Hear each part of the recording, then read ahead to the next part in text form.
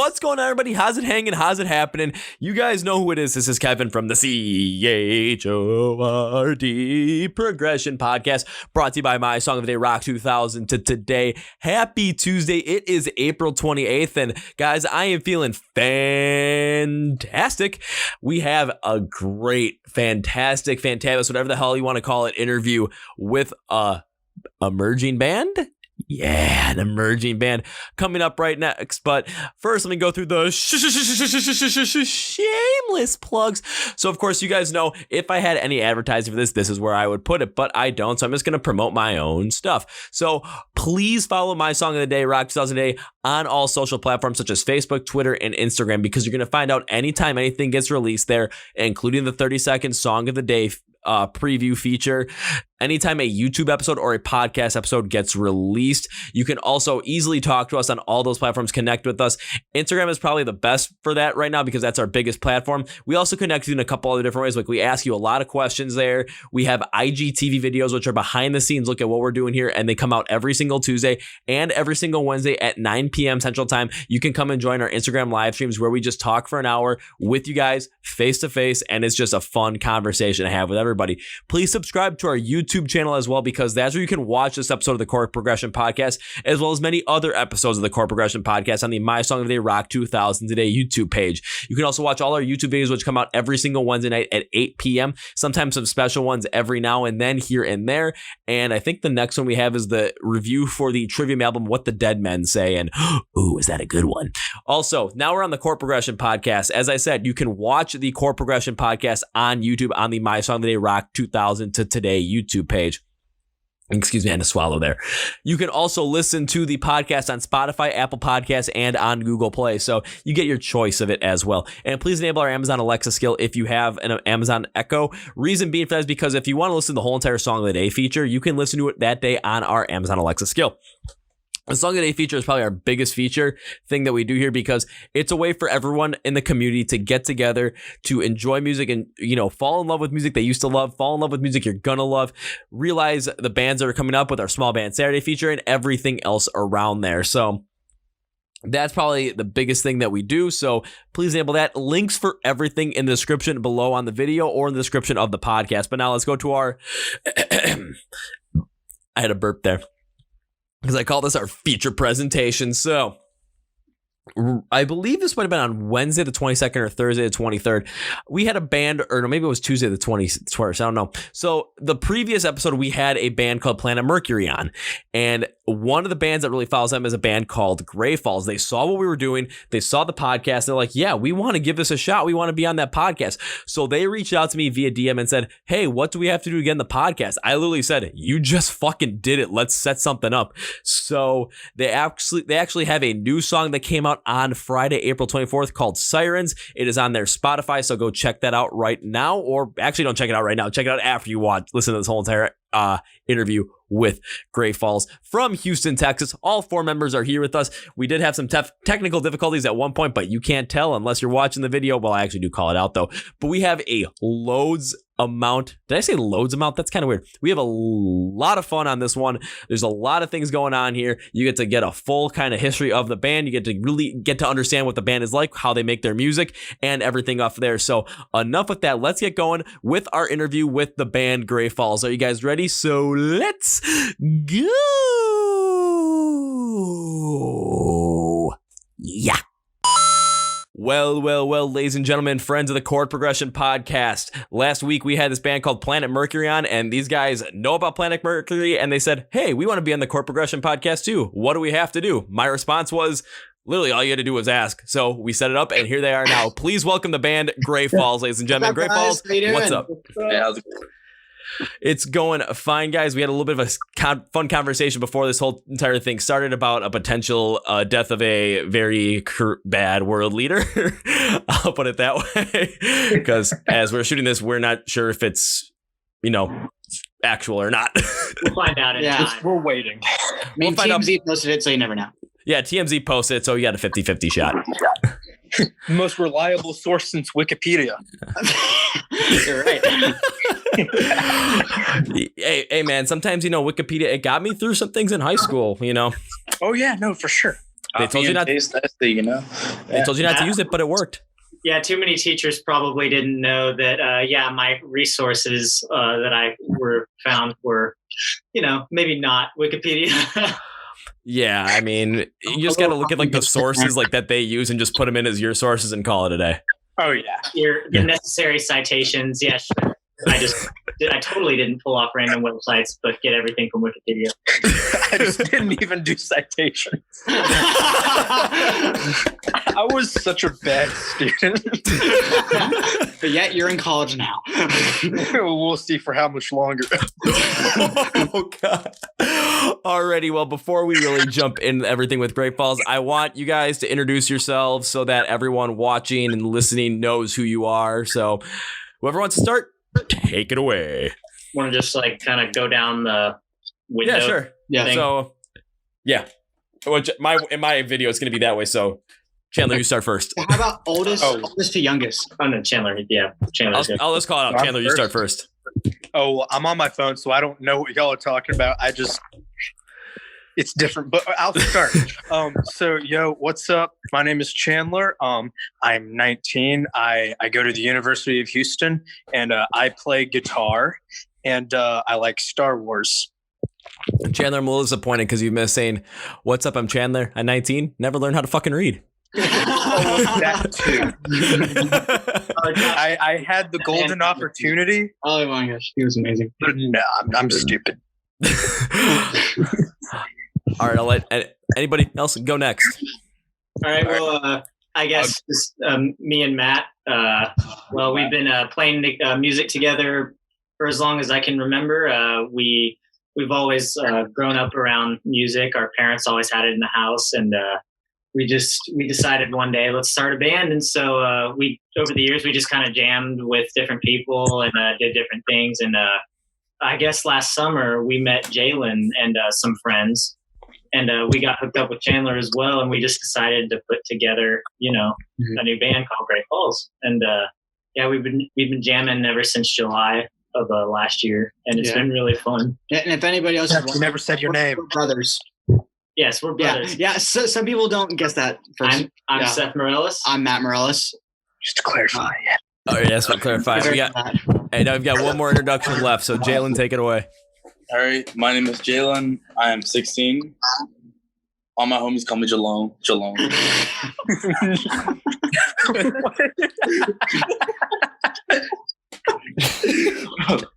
No, but yeah, I've been with Great Falls. Like he said, it's kind of last summer, and I'm the bassist, of course.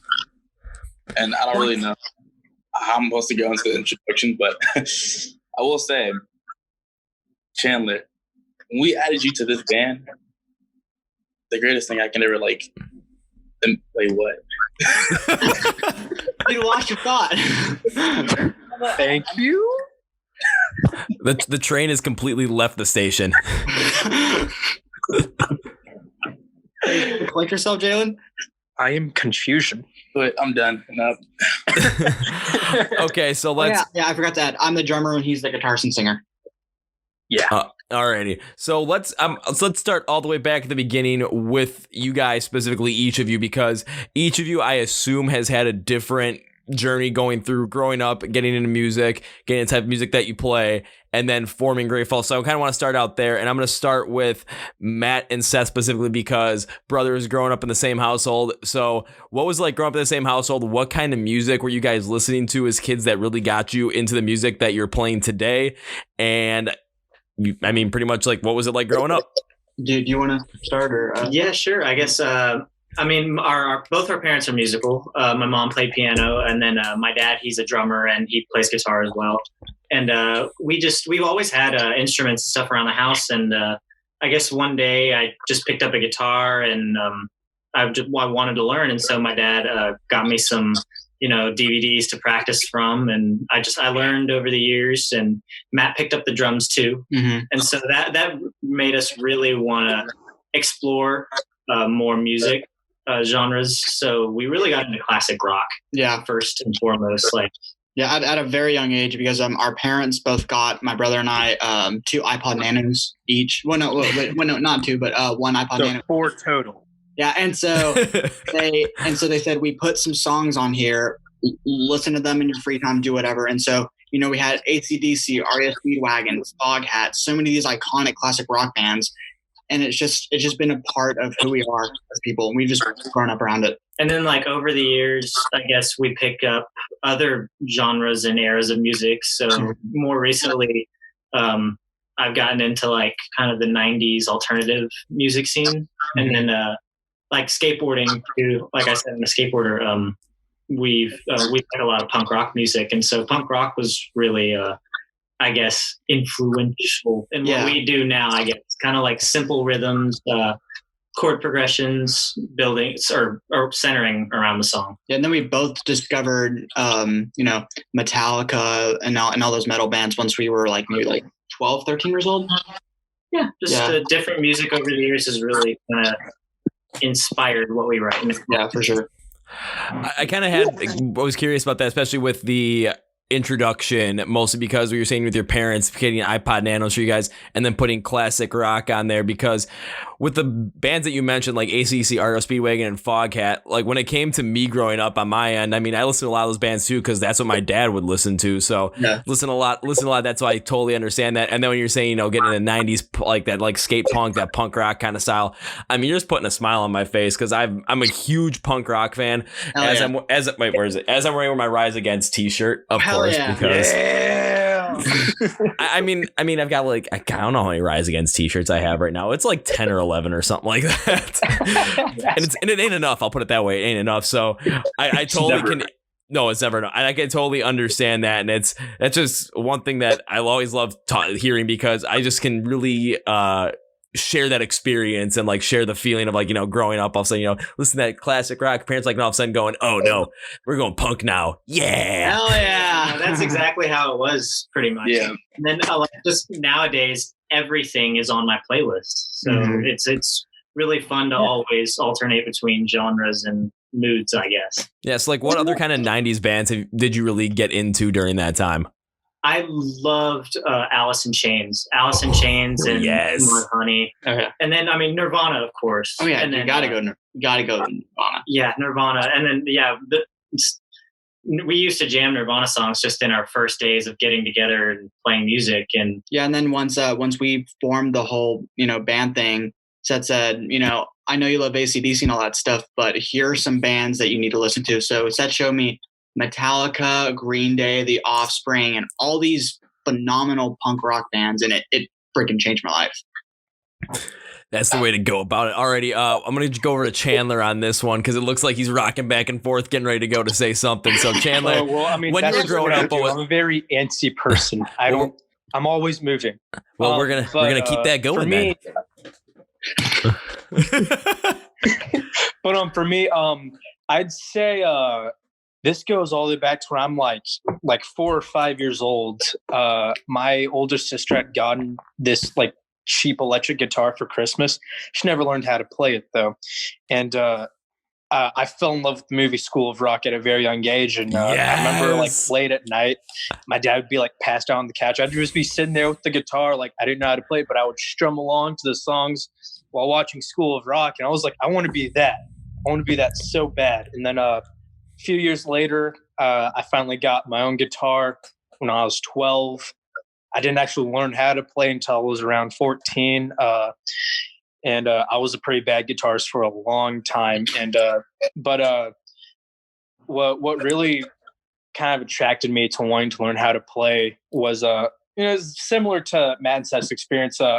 I was introduced to a lot of music by my dad, which was a lot of classic rock stuff like the Beatles, AC/DC.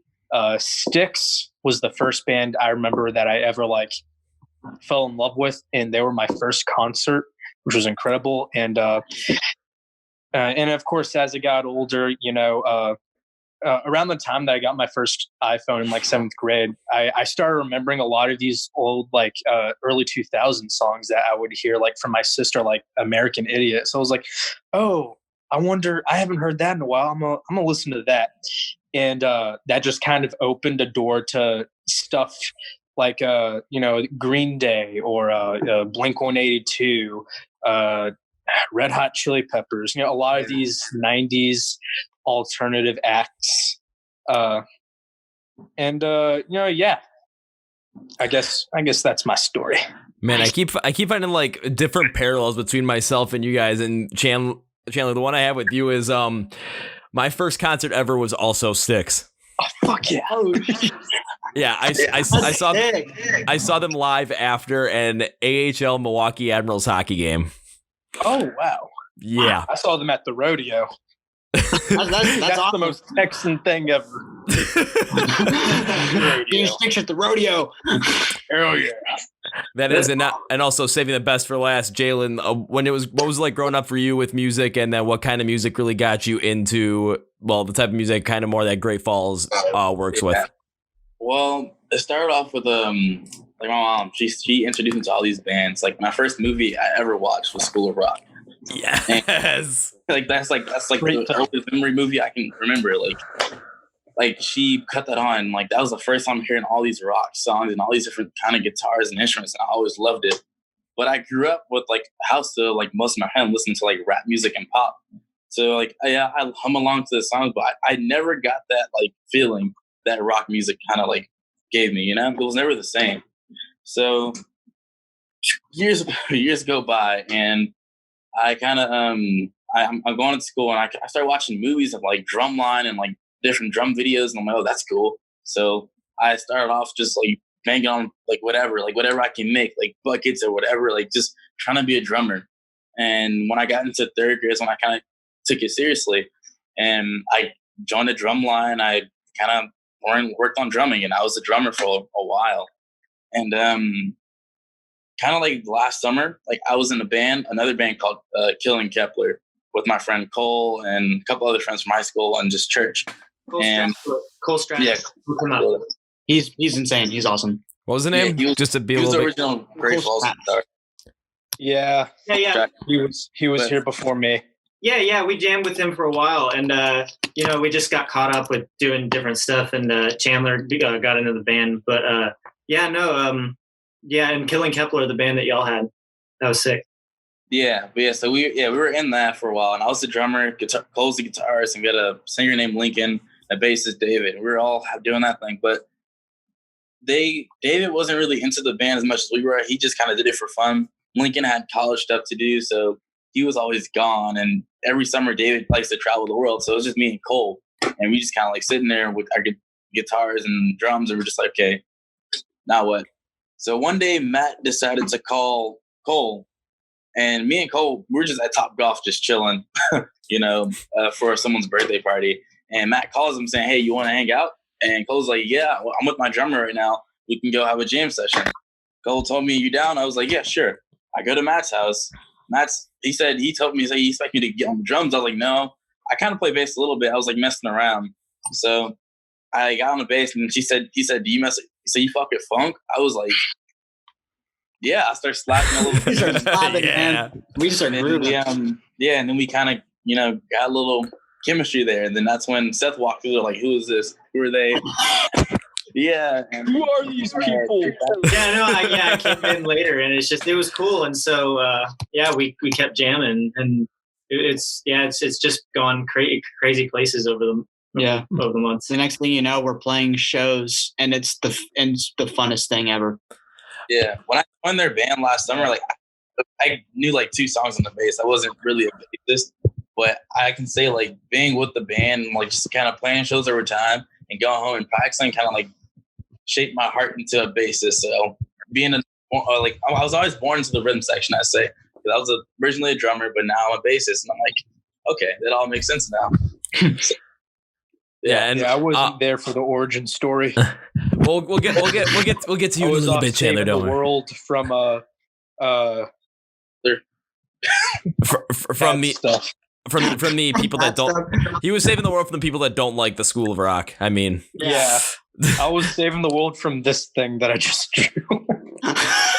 I don't know. I mean, it's clearly Mickey Mouse. God damn it! If I had known you're drawing Mickey Mouse, I definitely would have worn the Freddy Krueger Mickey Mouse shirt that I have.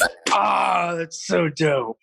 I have this one Freddy Krueger shirt that like it's just normal t-shirt, but it has like his red and green stripes on the outside. But if you lift it up over your face, it shows his face. Oh.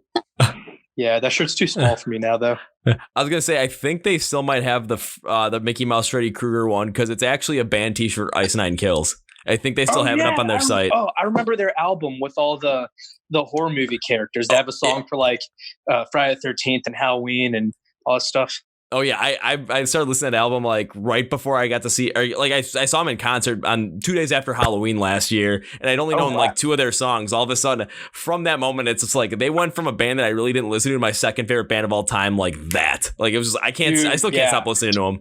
But I was saying like if you want a shirt with Mickey Mouse's Freddy Krueger or Goofy as Leatherface or with Donald Duck about to be eaten by Pennywise the Clown, Ice Nine Kills got you covered. But I want to jump back to Jaylon real quick because you said you were in a different band and that you guys were jamming. It sounded good, but like there were times where all of a sudden, you had 2 people in the band that were going off and doing different things. So trying to really get a continuity going as a band wasn't working out. And then all of a sudden you guys go over and you start working with Seth and Matt and then start creating this whole entire new concept. Yeah. Cause like at the time they were in their own band called Zagovia doing their own thing. And basically their members are kind of like our members. Like they're kind of out and about, like not so into the band. So they kind of decided to depart from that and kind of try something new. And that's where we kind of came up with Gray Falls. He was like, okay, this works out. But yeah, over time, like, yeah, things are great with Cole, but then he just had like his own personal problems to sort out. So he wanted to take a break from the band. He wants to like kind of just like do his own thing. So we're still cool with him. Everything's all great and stuff. But yeah, then we found Chandler because when Cole left, like we had like 2 shows coming up, and Chandler was just like, I can play. And then within like a couple of days, he learned all our songs, and I sent Chandler a message just because we had a show coming up, and we needed somebody to fill in, and so Chandler just came and we jammed with him, and I was really impressed with what he could do and how fast he picked things up. Yeah. Stop it. Shut up. Yeah, and then Chandler is actually in another band, and speaking of like bands coming together to form a new group Dichotomy, that's exactly what it was. We just each one of us came from separate bands and that played locally, did shows, but we all knew each other.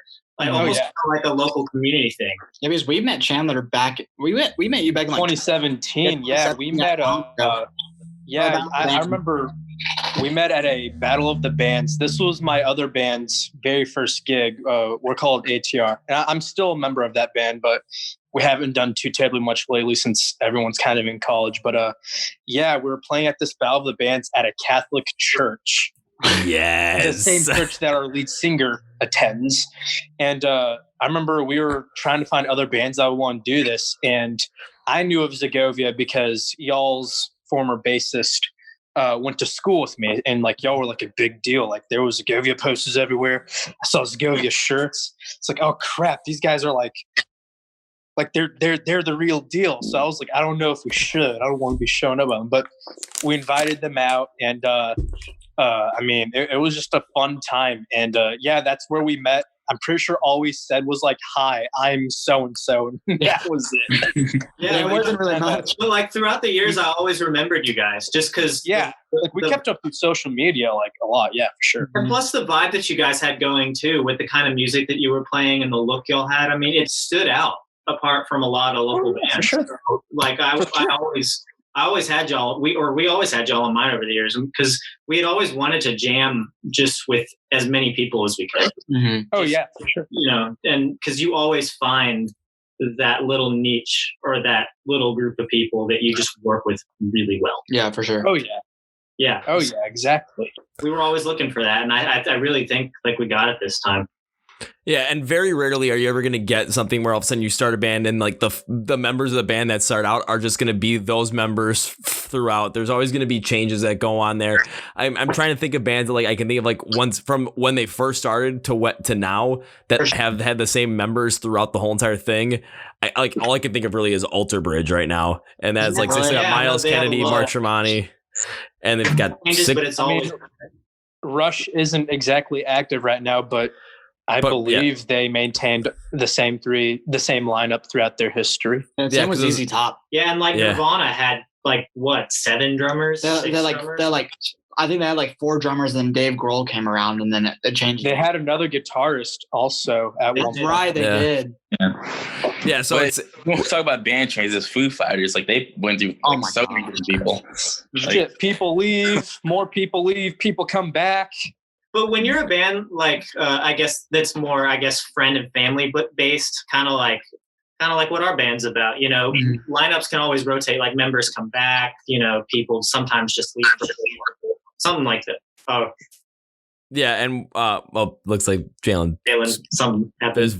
I can still hear him. It'll be. I mean, as long as this video gets fixed, but if we can hear him, we can still keep motoring on, I guess. But what I was gonna say was, when it comes down to, especially like at the beginning, where it seems like with both your band and with Jaylon's previous band, when it comes time to try and figure out things, you're gonna end up finding people that have different aspirations in life going forward. So you're gonna end up finding something where all of a sudden, maybe like you said, like your friends, wants to travel the world every single summer.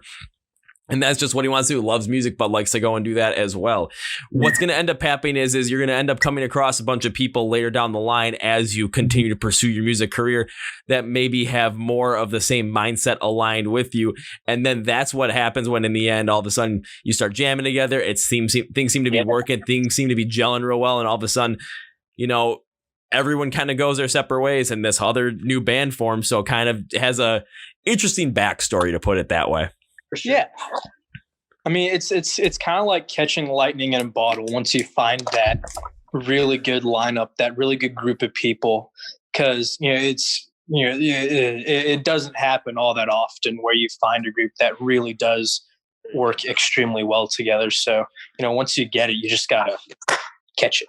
Yeah, because we've all, like, collectively as musicians, we've all been playing, 5+ years. Teenager, you do as much as you can when you're a teenager, and I'd say now that all that's kind of coming to a head, we've really kind of figured it out, and those formative years are really important. Oh, for sure. Easily they're going to be important. It's not only that, but it's like the early years whenever you're doing anything, because you're going to end up going through so much trial and so much error with whatever you do that you're going to end up having to either go with one of two ways with it. One, just get down about it and then just not pick it up after, or learn from all those trials, all those errors, and then go forward. And then all of a sudden, something comes around the next time. It's like, okay, instead of doing that because that didn't work, let's try this. And all of a sudden it might not work. It might give you a better result, but then you have an idea of where you're going and what can make it even better. Oh yeah. Alrighty, so I gotta ask about this Zagovia thing. So that was the original name of the band before Jaylon joined. Is that correct? Yeah. So me and Matt formed Zagovia when we were, I guess. Yeah, I was in 6th grade. You were in 8th grade. Yeah, we just middle school. It was kind of like our middle school project that we just kind of turned into like a full band over the years. And that band was really just about figuring out how to work the scene, how to get into shows, how to we really were just figuring out what it was like to be in the music business of that band. And that band, or we probably went a good 4 years as Zagovia, and then just we decided that it was kind of a weird name, I guess. Like it kind of comes down to the name. We just it was a little hard to work with. Some people like either spelled it differently, or it was just you forgot it because it was kind of odd. And then we thought of Gray Falls as like a name change, and so it was like because he was driving with his girlfriend, and they saw this street sign. It's in like the west side of Houston, and it said Gray Falls Drive. And and so we were just like, I was like, hey dude, like, how we were talking about that new band kind of concept, like why don't we call it Gray Falls? And then as soon as I got that text, I was like, oh okay, like it's simple. Roll credits. As soon as I saw it in text, I was like, that's it. It's like, we got to do that. And so at that point on, when we were like, all right, Zagovia, as fun as it was, it's kind of got to go. We're ready to take on this new thing. So let's just start jamming with the best musicians like possible just around town. Like, let's ask as many people as we know. Let's see what's going on at the local shows. Let's see what everybody else is doing with their music. And let's just get in on that to get new inspiration and just a new vibe, a new group dichotomy. Yeah. And at this point, whenever we started the whole Great Falls thing, Seth and I were starting to write more material that wasn't Segovia, because with Segovia, it was based off of, pop rock, a lot of punk rock stuff. But with Great Falls, we still kind of have that old kind of Segovia sound, but it has more of a rock hit to it. Well, it's a little bit less straightforward, but it's still simple. And the music it's different from what we were writing a couple of years ago with Segovia. And so I guess, you can just roll with the changes and just think of new stuff to fit the new vibe. Yeah, like the sound is so different. Like you can tell it's two different bands, Yeah, for sure. I'm curious to ask about this though, because what you guys were saying with Segovia was the biggest thing you learned about was how to really get kind of more into the scene, learn how to, get connected to live shows, get into live shows. So I've really never heard anyone talk about that, especially in the beginning. So what was it like, just like, what did you do to try and get into these live shows? What did you learn? And especially going forward with Great Falls now, even though we are in the midst of the coronavirus pandemic, when you guys were doing live shows, like what were you doing to make sure that you were playing these live shows and getting noticed and getting people to come out to the show? We always wanted to make it a point to whatever show that we could get when we were first starting. Because, when you first build these things up, it's slow taking off sometimes. Whatever live shows that we could get just through emailing and just as many venues as you possibly could, just hopefully getting a hit. We just made it a point to play the best we could live as possible. Anybody who was there was watching, we wanted to make sure that they knew who they were seeing whenever they would leave the show that day, just to hopefully help to get the word kind of out that there's a new band going on and there's some new music that's going to be happening. So it comes down to the live show. We just wanted to make sure we could play as possible and leave an impression. And at the time, whenever we were playing shows at first, I was like 13 or 14, and I've always looked younger for my age. So I was surrounded by like 3 guys who looked, their age, and then there was me who looked like a freaking toddler. and then like people would see us and like, oh, it's just a bunch of little kids. And then like once we got on stage, they're like, oh no, they're a band. Yeah, because we really wanted to make sure we were good on an individual level. Yeah. So that I guess as a whole, the group could show as like a band that can really play. Mm-hmm. Yeah, I'm going to have to pause real quick. I need a charger. Hold up. I also need to use the late bathroom real quick, so I'm going to be back. All right, well then I'll just keep going on with Matt and Seth on this one until you guys get back. I'm not gonna lie, I think this is the first time I've had people just get up mid, in a podcast or maybe be like, oh, I gotta go do this, I gotta go, be right back. But honestly, I don't give a shit. We're just gonna keep flowing with this because cool. One thing I'm curious more or less is when it came to just, constantly like cold emailing to try and get into shows and play and especially when it comes time to, you're putting it out there, you're trying to do the best you can. All of a sudden you get a couple of hits and you want to put on the best live shows possible. That kind of reminds me of if you guys watch the Motley Crue movie on Netflix, The Dirt, when they're talking about like they wanted to bring like those arena shows to the clubs. They wanted to make it different. So they want to put on the best show possible.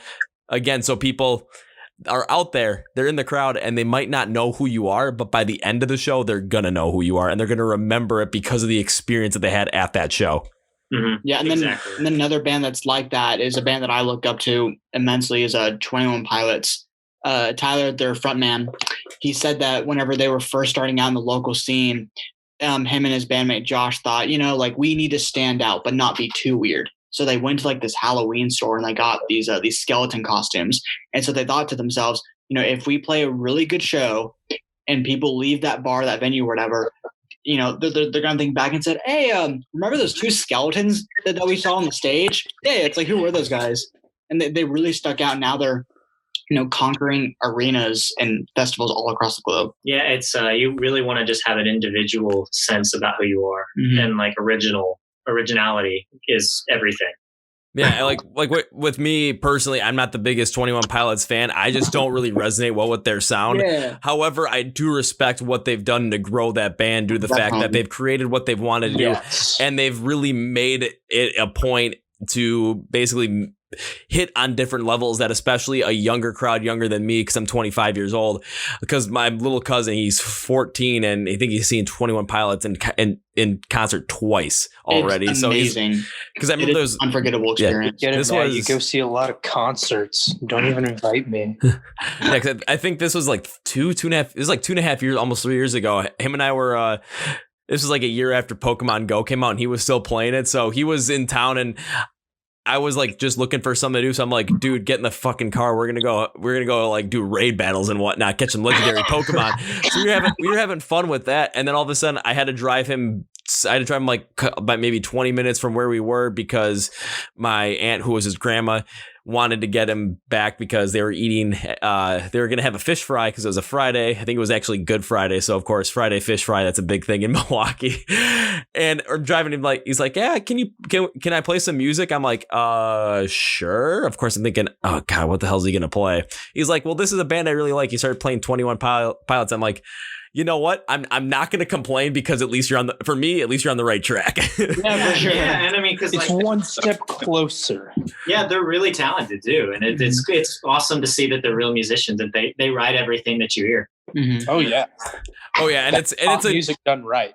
it's a good blueprint for a band like Great Falls to really kind of look at, especially when it comes to seeing where they started and how they end up standing out in the local scene first before, being able to release their first major album and all of a sudden seeing that absolutely take off and their sound take off to what it is today. Oh yeah, because they dominated like their home state before they went out anywhere else. Like they were very well known wherver they're from. I can't remember. Yeah, they're from Columbus, Ohio. Yeah, basically, I mean, like Columbus, Ohio was like their own little world for a while. Like they had the hugest shows at some of the biggest venues there, but like you go just outside of their home state and it's like no one knew who they were. So it was a really weird kind of thing where just they were so well known in this one little spot, but somehow for the longest time it didn't, I guess, catch on until it did. I don't know what. Because they conquered their own like territory first, and like eventually word's gonna go out. There's a new band in town. Like people are listening to it all in this little area. So the fact that they kind of started at home base and just kind of like planted their seeds and let it like kind of grow. That's kind of how they did it. I'm thinking. I'm guessing. One thing that I find is actually cool about them and then conquering their home states, because like when you think of Ohio, you don't think of any like very like standout music scenes. Like, you got the Seattle scene, and then you got LA and Nashville, and then in Texas we have Austin. There really isn't anything in Ohio, and Houston isn't really well known for its music scene either. But if they can take on all of Ohio and then become as massive as they can, then who's to say we can't take over Houston and then Texas and then anything after that? I recall hearing Tyler Joseph say one time in a video interview thing where he was just like, when stuff started to pick up and people started actually noticing what we were doing, he said something like, "What's going on in Ohio?" Yeah. And that was just really cool. And in terms of like, it reminded me a lot of the Seattle scene. Like there was this group or this one band that was just doing something that nobody else had done before. Yeah, and there's only like two major bands that have come out of Ohio. It's 21 Pilots and the Black Keys. Yeah. They're from Ohio? Yeah, they're from Akron. Oh, that makes sense. Yeah. I was gonna say, and a more polarizing band in the rock scene that's come from Ohio is Black Veil Brides. Oh. I didn't even know that, man. That's crazy. Yeah, I know they was formed in Ohio because Andy Biersack is from Cincinnati. That's just me. What was that? I remember listening to them, like, I just remember hearing them on the radio a lot, and then I caught them at a work tour. So that was That's right. Wait, didn't we go see them here? Or that was... No, that was just me a couple of years ago. Oh, that's right. Yeah. Well, kind of jumping back into that, like with what 21 Pilots did, and I can make two parallels in a connection with to show you guys that basically, and show everybody else that works. I'm gonna go with Motley Crue, back to the Motley Crue example, because what they started to do is they hit all those shows and they basically conquered the LA music scene. Now, I'm not talking a whole state like 21 Pilots did, but they conquered a very specific area that music was huge in. And then all of a sudden, by the time, people really started noticing them and they got on a huge world tour with Ozzy Osbourne, like their first stop was at the Forum in Los Angeles. So it was like the pinnacle of the Los Angeles music, where you want to be. That's where they hit it. And then they started going out further out so people could recognize them. But they were so big in their basically in their home city, that it just ended up taking them out anywhere else. And then completely outside of music, I'm going to use college football as an example, because here in Wisconsin, I mean, I really don't like the Wisconsin Badgers. I went to school in Minnesota, so woo, Golden Gophers. But I can use these easy parallels where Wisconsin football in the early 90s, like they were nothing. All of a sudden they bring in this head coach, Barry Alvarez, and his main point was, let's win. When it comes to recruiting, let's win the state. So they wanted to get all the kids from Wisconsin to be going to Wisconsin instead of like to Iowa, Ohio State, Michigan, Penn State. And they did that. And then they were able to basically start picking off a couple of other prospects from other states to create really good teams. So all of a sudden they were really good for about 20-25 years, and they still are pretty much in that a good tier right now. So when it comes to just kind of focusing in on your home your own like home state, home city, home area, and really creating something there, eventually there's going to be people coming in to see that. There's going to be bigger bands that are going to be traveling through your state on tour, and all of a sudden people are going to be wearing your t-shirts, listening to your music on the radio. All of a sudden these other bands are going to be like, why are these bands not bigger? Because they're huge here, but why are they not big elsewhere? They're going to get to listen to your music. And then all of a sudden going forward, all of a sudden they're going to think about, putting you on as the opener on their tour. And then next thing you know, everyone knows your music. Then you're headlining the tour to all these little different club shows. And then you could potentially be like 21 Pilots and headlining arenas. It all depends upon how you grow as a band and how you really take care of what you can now, and then growing it after you get it. So like starting out small, playing as many live shows you can, and creating an experience so people that can talk about it are going to talk about it. For sure. Yeah. Another is Junk Bunny, and they're from Houston. What was that? Junk Bunny. They're a band from Houston. They're slowly rising. They just got signed to Republic Records, right? And they're super talented. They're so good. Yeah, so one local. Have y'all played with them before? We want to. It's just a band that's it from Houston. We know. Yeah. Well, Junk Bunny, if you're listening to this, once this whole entire pandemic thing is over, get Great Falls on your lineup. Dang it. Higher on. Open up for you. Yeah, let them open up for you. Come on. It sounds like a good idea. I'm endorsing it. Oh, yeah. Thank you. You will work for one meal a day. That's all we need. And a place to crash. Yep. We're very low maintenance. Yeah, and then I love what you're saying about how Motley Crue was able to just kind of take on, just, I guess they start in their own little sect of music, and then like all it takes is that one little doorway, that one band to open up for, that one radio station to get spun on, to just make the flames ignite, man. Mm-hmm. Yeah, but the thing about that is, up until that point, you have to put in as much work as possible. You got to grind it out as possible, because that's what those bands did. They put in the work, they grind it out, they work. I mean, they probably, were constantly practicing, working late nights just to try and put together a song, and just not relenting on that, because if you relent on that, there's going to be some other band that's going to want it as well. So it's like, you have to want it more than them, because as much as it only takes, one radio station to play, one person to come around and has a lot of influence listening to your music, the best way to make sure that can potentially happen is to make the most amount of basically like content, make the most amount of music, play the most amount of live shows that you possibly can, to increase the amount of exposure that you potentially can have to these people that could really make your career skyrocket. 100%. Oh, yeah, exactly. And before the whole coronavirus thing, we were on a hot streak. I think we had a gig like at least once every week, with like the exception of maybe 1 week here or there. I think there were only Every week, we took off. But before coronavirus, we had a gig like every week. Mm-hmm. We were busy. Like we were keeping busy. 2 weeks a week sometimes, just because like everybody's got their school schedules, everybody's got stuff they got to do. But it's just it. Yeah, before everything started, man, it was on a good a good streak of just shows. And then I guess now that, everything's literally been taken over the computer, we're really figuring out how to still keep in touch with people just through online interaction. Mhm. And that's a big part of what's important now, just to, because every band's got to connect with their fan base in some way. Now it's strictly online because it's so accessible. So when it comes to connecting with your fans online, because this is something I absolutely am huge in talking about with every single band I get a chance to sit down and talk to and do a podcast episode with, because we're in such a weird time right now. So with the fact that, we can't play live shows, there's nobody that can go out to live shows like me and, go crazy in a mosh pit, because I like to do that, almost break my nose a couple of times. It happens. The best time. Oh yeah, it's always fun. So what are you doing? I mean, I'll put it this way, outside of the new song that just came out, because we will go further deeper into that when we get to it. But outside of that, what are you guys doing to really stay connected with your fans and still grow your audience during this time where everything has to be done online?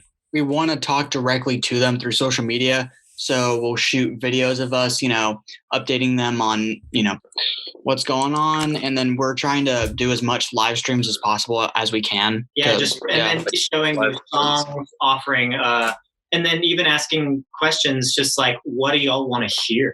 Like, come to a live show, or, in the near future or in the past, we've done that. It's about just what can we do for them, pretty much, just because, like, their input is their input is so important into how well we play. So, it's getting. We're like recording right now stuff. Like we're trying to like get as many songs recorded as we can, just so like soon as this Corona stuff is over, like we're able to release an EP for people to listen to. Just like we have like all these songs, so we're kind of trying to take advantage of this time of no shows, so we can kind of like record as much as we can. And then we keep the fans updated, or people who listen, just Instagram stories, live streams, platforms that we can actually talk to one another. Mm-hmm. And, it's really paid off because people are coming around. Like we put something out, or we release a new video, or it's in something like this, like people are genuinely interested now. And it's really cool to see. And me and Matt, we never really got that with our other band. And I don't know how Chandler, you and Jaylon did with y'all's bands, but we're really experiencing something new with just really being more interactive online with people. And it's really fun. I like it a lot. Yeah, because whenever we were first starting out, once you hear that like a friend of yours is in a band, you're like, oh yeah, it's like he's in a band, and that's what most people thought about Great Falls. They're like, oh yeah, Great Falls, but then we were just like, no, dude, come see us live. It's like we promise we're good. It's just fun videos, just to let them know, like, come to the show. Like, and then this is like there's something really going on, and they do, and then that's just how fans and friends are made. Yeah, and then as soon as they saw us, they were just like, you guys are really good. It's like I underestimated that. Damn straight. So I'm going to go specifically to Chandler and Jaylon on this one. So when it comes to what Great Falls is doing online to make sure they're connected with the fans, or what you guys are doing to make sure you're connected with the fans, with your former bands, were you guys doing anything of that sort, or was it something more of trying to stick with more of that older classical style, playing live shows and just trying to put it out there and connect with the fans on more of a, face-to-face basis rather than an online basis? To clarify things, I'm still a part of my old band. We're just currently a little inactive at the time, but it's kind of like on a hiatus in the sense that in Great Falls we do make a huge effort to stay connected at all times, while during now or even before this, like when we would have gigs or if we were recording, we would always keep that connection so that people knew that that we were doing something, that we are trying to get something out there. We are trying to show them something. And versus, any other band I've been in, it's pretty much just been like, oh, let's go to a gig. Let's record, or let's go to a gig. But that was it. And maybe we would upload some pictures from the gig. But in here we kind of do have a strong emphasis of, hey, let's like invite them on out. Let's be like, hey, let's have a good time. Let's answer some of their questions. Let's give them what they want, you know? All right, Jaylon, what about you, especially with your previous band, when it came to, you know, I would say basically like social media marketing by putting out as much content as you could online and connecting with the fans that way. Was that a primary focus of your previous band, or was it, again, more kind of like what Chandler was experiencing with his other project? The way I'm going to describe how Killing Kepler was, imagine like a little baby about to take a step and it's face planted. Like, that's what happened with Killing Kepler. Like, we didn't.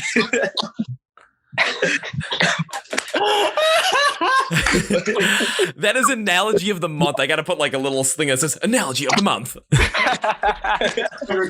Yeah, like that's really what happened. Like, I'm really grateful that I kind of met those guys and it did happen, because I feel like Killing Kepler was just like a training grounds. Because like we didn't really play any shows. We had social media. We kind of tried to post a few stuff, but we didn't really know what we were doing, because we were all like kind of new to this. So for me, that was just like an opportunity for me to get used to like kind of playing with people and just kind of like writing music and just kind of like playing as a whole, and kind of like, and it's like a training for me, just like kind of a practice, not training. I keep saying training, but like kind of like a practice ground for me just to kind of like get used to playing with the group. That's really what Killing Kepler was for me. Like we didn't get far at all. Like we were on like social media, we're on like a few websites, but not a lot going on there. So really Gray Falls is kind of like a like me, like being like a real band, like really in the music scene. So, and what I've noticed is like we need exposure, and like what Chandler's saying, like the way we kind of like go out and like do and like what the people want, and kind of like get their point of view from things. I feel like that really helps out with like trying to get exposure. So I can't really like say too much, because like my last band didn't really do anything, but that's all I can really say. But well, with the initial baby falling on the face, like that was Jalen was saying, enough. how it was like it definitely was a learning experience. With every project I've ever been in, there's definitely always something that I gained from it, whether it be from the live performance aspect to the marketing aspect, or simply to just learning how to play music. Every project I've been in, it was kind of a very new learning, formative experience for everyone that was involved. So by the time that I got to Gray Falls, I think we were all pretty much on the same page, because we had all already gone through the trial and error with other projects. And at that point, we were just like, okay, we kind of know how to do this now. Right, yeah. So like, yeah, because my band, it was just like a bunch of really good musicians, but we didn't know what to do. And with Matt and Seth, and like they know, they've been doing this for like about 4 or 5 years now, and their dad knows a lot about the music industry, and he has a connection. So like, it's good to kind of be in a place where I'm not like clueless. Because in Killing Kepler, it was a time where we were just like, what are we supposed to do? How do we get shows? Like, do we just go ask them, hey, can we play here? Or like we don't know what to do. So just being with people that actually know like what they're doing kind of helped a lot with getting a better understanding of how the music scene works. Amen, brother. I want to keep going on what Great Falls is doing specifically, especially when it comes to the coronavirus right now and staying connected with fans. One thing, you guys are saying you're doing a lot of more videos and just putting enough stuff out there to stay connected with your fans. When you're putting stuff out there, whether it's on Facebook, maybe, I'm not sure if you guys have Twitter or not, but I would assume so, and Instagram, when people are commenting or responding to what you're putting out there, are you connecting with them by commenting back to them and starting a conversation with those people? Or is it something where, I mean, are you doing the opposite, where it's like, you know, you may be saying like, oh, thank you for the comment kind of thing? I'm just curious to see what you guys are doing right now, because I've seen bands do one way, I've seen bands do the other way, and I've seen bands that are a lot more on the connection side, where they're responding to fans and giving out unique responses, are doing a lot better, especially at a time like this. Oh yeah. Well, I'd say it's probably a kind of a mixed match of both, just because people send us DMs, people leave us just comments on the photos, and so we're just whatever, if they're saying, well, this is cool, this is awesome, like we just make it a point to say thank you so much, because like to let them know that we really appreciate it, because that's like it. I guess sometimes maybe people don't realize just how much it means to a band when, even if it's just like 20, 30 people. saying that what they're doing is really cool, that means everything, because that really shows that they're doing something right and that people like this, and that has the potential to, grow. And so that's, just like whenever they leave a comment or something in the DMs too, like we just, we make sure that they know that we appreciate that. Like, we love that you guys like this. Mm-hmm. And that's staying connected with everybody. That's just kind of how we do it. Like, it's all about response. And at some point, if it does grow and, you can't always respond to everybody, that's still okay. You just, always make it a point to thank them live, at a show, or just be a simple little video in the feed. Just like, thank you guys So much. for responding to this. Like, I'm going to take this in two different parts because I have two different thoughts on this. So the one is, if you grow to a certain point, you're not going to be able to respond to everyone, which is understandable, because a lot of these bigger bands are not able to respond to every single comment that's ever gotten there. Or someone with a kind of more in that like social media marketing world that I really follow, his name's Gary Vaynerchuk, or Gary V. The dude's got like millions upon millions of followers now, and everyone's tweeting at him or comment Instagram posts and Facebook, and he'll get to a good majority of them and send out legitimate messages that are unique to that person. So you can kind of see, it's like, if you get big enough, you're not gonna be able to respond to everyone. There's just not enough time in the day. But if you're able to respond to a good amount of them and give out a unique message every step of the way, you're still gonna be growing that. You're still gonna be growing that band. But then also on the flip side of what you're talking about, when people are commenting on your stuff and how great it feels to as a band, think about it on the other side when you're when you're a fan of this stuff, and all of a sudden, like myself, I recently put out a podcast, I think this was 2 weeks ago, talking about the whole entire coronavirus thing, and talking about, who's winning online right now during it, who's losing online right now because of how much stuff is going on, how much attention is on there. And my biggest winner was From Ashes to New, with everything that they're doing. So I put out a podcast about that, talking about it, and they ended up on Twitter, they ended up liking that, the post I made about it. So as a fan of it, trying to like talk about this stuff and seeing the band recognizing that, I mean, I get this little sense of like, woo, kind of feel. Yeah. And then a couple days after I put out that podcast, they released their new single, Panic. And I was going to feature them as a song of the day choice on that day, but it was a different song. All of a sudden I heard Panic, and I had to quickly pivot around that because I wanted to put that one out there. And I got the exact same response from them too. And I'm just like, there we go. That's crazy. So you're definitely seeing more of that, you get a sense of, as a fan, you get a sense of more of like a connectiveness and a little bit more of a sense of, a little bit of pride as well, because you're a little bit more connected with the band than you were before. And by a simple like on Twitter, simple, thumbs up response on anywhere, or just a comment that says, thank you so much. Or if it's something simple, or if it's something a little more expansive that says like, oh, thank you for coming out. We absolutely love that show that we played. And one thing that we remember was maybe like someone, jumped up on stage and tried to crowd surf, but they ended up jumping and only landed on one person, ended up, smashing their face in the floor like Jack Black at the beginning of School of Rock. Yeah. But it's just, there's a connection there that you really get to see due to the fact that, you're making more and more people feel like they're a part of the experience that is Great Falls at that point. Oh, sure. Yeah, and like it's just all about commenting, like you said, you summed it up perfectly when you said they respond to a comment just that's individual to that person. That's everything when it comes to fan interaction, because it helps spread the word. It helps people realize that this band cares about their fans, and that's super important. Yeah, there's plenty of times I've done that too. And one of the times I did that, probably like the biggest, was every single year at the end of the year, I always put out like my year-end awards, and I'll always put out like beforehand, oh, here are my nominees for like best song of the year, worst song of the year, best album, worst album, most surprising, most disappointing album of the year. And of course, the negative ones, like the worst song, worst album, I'm always get the most amount of blowback on, the most amount of comments on, because if people see their favorite bands on there and I didn't like them, they're gonna come and defend their band. What I always end up doing in that situation is I always end up commenting more positively, asking them to explain, why they liked it, so I can get a little bit more of a sense of why they liked it. And then we get more of a, instead of, a shouting match online, we get more of a dialogue online. So we can, all of a sudden you can see what happens.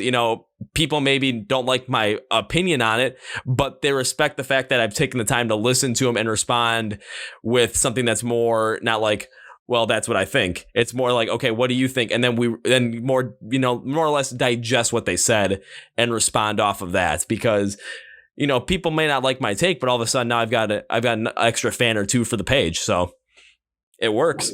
Yeah, it's brick by brick, like that's one more friend. That's like one new friend that you didn't have before.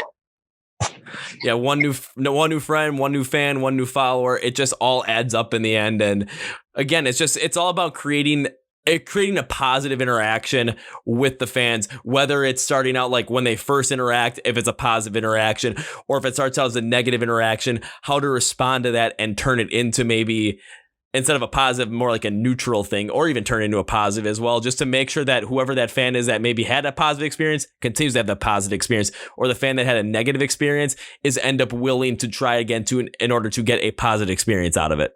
Mm-hmm. Mm-hmm. For sure. It's all about, what is it? Who said that? I think it was John Taffer, the Bar S guy. Reaction management. I love John Taffer. Oh my God. Every time he says, shutting it the fuck down, I'm just like, oh yeah. Y'all need to watch Bar Rescue. It's a good show. Is that gonna be the name? Is that gonna be the name of one of your next songs? Shut It Down. Shut It Down. Possible name title for a possible song we have that's untitled. You might have just struck gold with that one, man. Doing something right today. Woo! All right, but now that we kind of got with that a little bit there with the subject of a potential new song title, you guys did have a brand new song which came out the day after we're shooting this, so or the day before we shot this, on April 24th, 2020, you came out with your song Sirens. So I want to hear about that. Well, what were your inspirations behind this song? What were your inspirations behind with the construction of the lyrics and of the music as well? And then how did it all come together? Yeah, so I went to... because Matt actually wrote the lyrics for that song. And that was a personal experience for you. Yeah, and so I found out that him and his girlfriend were going to go see Cage the Elephant, and I thought, and they actually gave me a ticket, and I thought, hell yeah, like I'll go. And so whenever I did go, I was sitting at the Woodlands Pavilion. It was like this big lawn, and I was watching all these people come in, and I was like, and I don't know why, but I never say the word fantastic for anything. But I thought to myself, isn't it fantastic seeing all these people at a Cage the Elephant concert for a rock band? And I was like, isn't it fantastic? I don't know why. I just had a ring to it. And then I just started to write these lyrics about, a certain point in my life where I had to deal with this person that I wanted to confront them about some issues that, we were going through together. And then I figured, these lyrics actually correlate to what's going on with Cage the Elephant. Yeah. And it looks like this always happens at least once a podcast where someone freezes up on me in the middle of a sentence. It honestly never fails. The one I recorded earlier today, it happened, and I'm like, of course it happens. And every time it does, I always have to call it out because I just kind of find it funny. Yeah, my attention span is so little. Like, you saw me first start. I'm talking. I'm looking to the side like, I'm like thinking about something else as I'm speaking. I'm like, wait, what am I talking about? But yeah, well, but yeah. Oh, sorry. I'm trying to figure out how to charge my phone.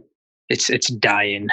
But it's good. I have it on charger now. I was gonna say, I believe it's called a charger. You just plug it in, and I gotta say right now, for everyone who's not watching the video, Matt's face was hilarious, and it looks like they just jumped out of the chat. So hopefully they're able to come back in, and we'll just be able to run that back. But while they're gone, I'll say it that way. For you guys, especially with the new song Sirens, what was your take on it, especially after Matt and Seth started writing it, and after you heard the concept for the first time? Well, okay, so Matt's the drummer, right? So you usually don't expect a song to come from a drummer. So that's how they get kicked out of the band. I was like, a song, and because Matt he plays a little bit of acoustic guitar, so he was playing on the guitar, and the first riff, and I was like, what? And then Seth kind of translated it for me, and then I was like, okay. And then he showed me the lyrics, and I'm vibing to it. So I pick up the bass, I started coming up with some bass lines, and it was like a little chemistry thing. But yeah, I'm not too familiar on what the lyrics are about, because so that's Matt's song. He wrote that about like relationship or whatever, but that's his thing. I just know like when I first heard it, I was like, this is like it's like powerful. It's like hardcore. Like it was like it kind of hit me when I was like listening to it. There's one line in the course of the song, and it's probably one of the favorite things I've ever heard. And it's, I'm burning through the, this, and that. Just like, wow, I'm not even that smart to come up with something that cool that's doesn't make any sense, but it doesn't need to make any sense. It's pretty darn cool the way it is. Yeah, it doesn't need to make sense because I'm burning through this, and that. Because I'm burning through this and yeah. I'm burning through the this and that, and we go too fast. Like it just works for it. Yeah, I mean, like the word pulsating, and I've never heard that word like be used in like a sentence. It's like, hey, look at you, look at me, I'm pulsating, baby. Like that's like, huh? It's just, it's interesting. Like, yeah, like the way I didn't think Matt could come up with words like that because I just know him as like my goofy friend, Matt. But I mean, I think that just goes to show the level of creativity that we all kind of bring. We all have strength in many different places, which I think goes to our advantage. And it's I don't want to crap on like the Houston scene, but like a lot of the people that at least I've encountered, like, you know, they're younger dudes and they're still getting used to, you know, writing songs and stuff. So, you know, lyrically it could be a little, but you know, I think as far as lyrical content goes, I think we've had some solid hitters so far, and this is definitely no exception. Yeah, a lot of the lyrics come from them too, actually. Like I don't know, Seth has a way with like using his words. Seth can come up with words on the spot, and sometimes it's scary. It's scary. So then that would make him quite the linguist. Oh, I got the song written in 2 seconds. How'd you do that? Hey, sometimes people just have that gift though, where all of a sudden you're going through something, all of a sudden you get this fantastic idea and you just roll with it.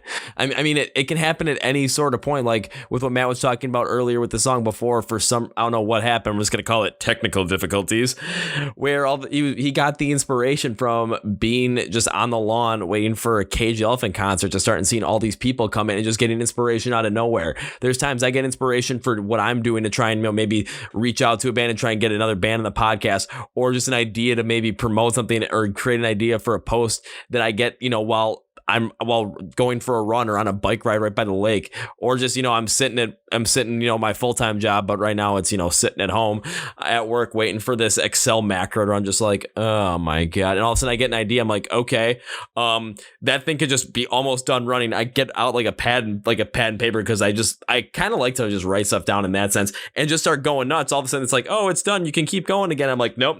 I've got something. Fuck that. Yeah.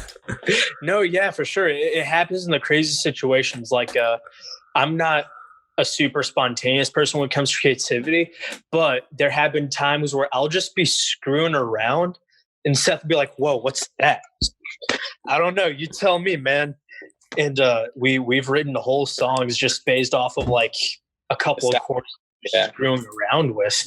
You know, it's crazy how, you know, me just being goofy can be seen as like potentially a song to other people. And I think that's where our creativity, when we come together, really benefits us.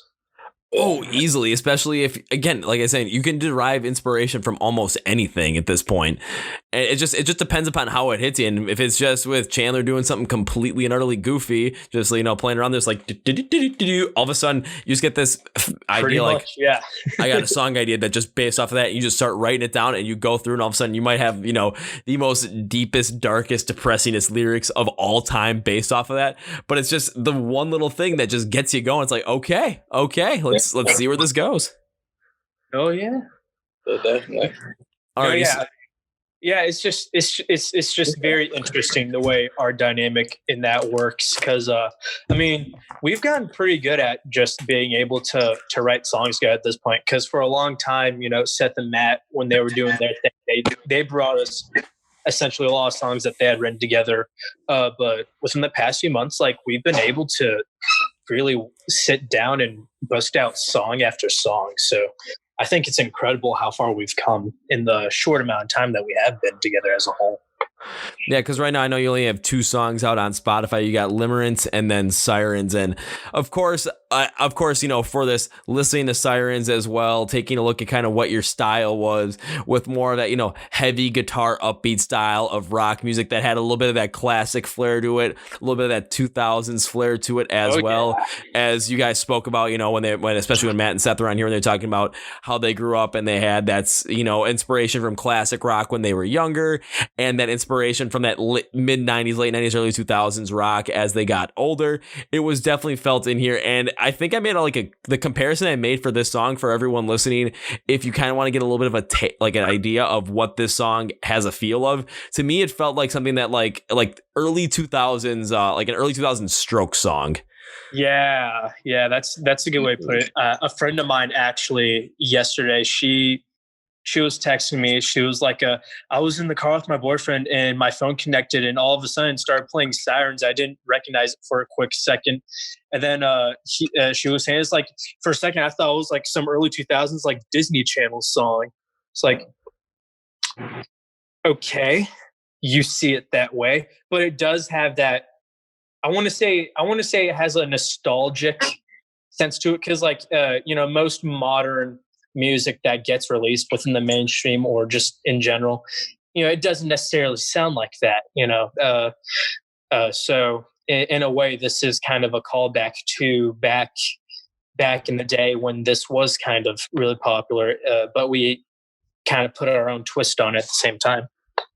Yeah, and one of the kind of idea that I had with it too was, because kind of when you're talking about like a little bit of that throwback style, I'm going to go back to like the year 2005 on this one, because this was kind of like when, more or less like downloading music, iPods, especially iPods, are really becoming that big thing in the mainstream, because I know they've been around since like 2001, 2002, but they really didn't become that gigantic in the mainstream until like 2005-ish.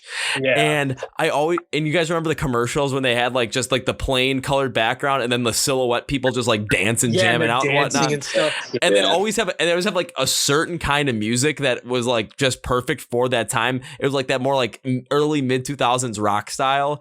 Like when I listen to Sirens, I'm like, they could have literally taken Sirens and put it in one of those commercials and it would have fit in perfectly. So if you guys make a music video for this, that might not be a bad idea. That actually is not a bad idea at all. Holy crap. I people say the song Limerence sounds like an introduction to a TV show. It kind of does, yeah. One sec. It looks like Seth is trying to get back in on this, so let's see if we can get him back in.